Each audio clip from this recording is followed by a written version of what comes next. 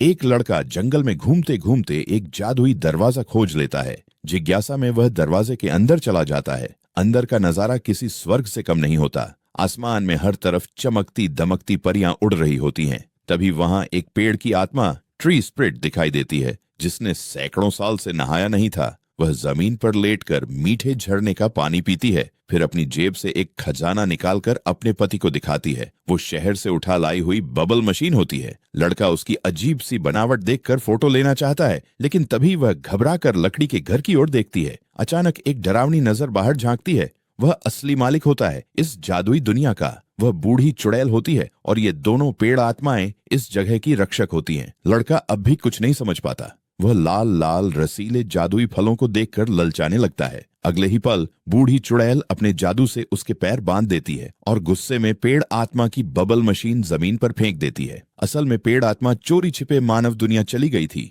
इसी वजह से वह लड़का यहाँ खींचा चला आया। गुस्से में चुड़ैल लड़के को छोटे सुअर में बदल देती है, लेकिन पेड़ आत्मा को उस पर दया आ जाती है। वह चुपके से ताजी घास का जादू इस्तेमाल कर उसे वापस इंसान बनाने की कोशिश करती है, मगर उसकी ताकत कम पड़ जाती है। सुअर की नाक हट नहीं पाती।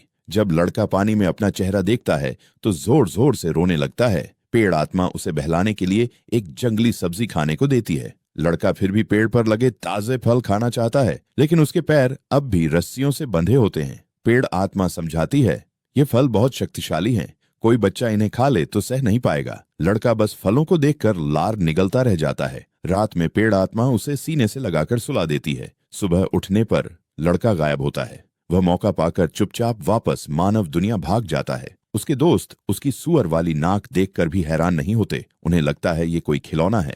फिर वह अस्पताल जाकर बीमार पड़ी अपनी दादी से मिलता है। दादी की हालत देखकर उसका दिल टूट जाता है। तभी उसे जादुई दुनिया के चमत्कारी फलों की याद आती है। वह फिर से वापस दौड़ता है बूढ़ी चुड़ैल को ढूंढने, लेकिन चुड़ैल उस समय बाहर होती है। लड़का पेड़ आत्मा से गिड़गिड़ाकर कहता है, बस एक फल दे दो मेरी दादी को बचाने के लिए। पेड़ आत्मा डर जाती है। अगर चुड़ैल को पता चल गया तो वह उसे जान से मार डालेगी।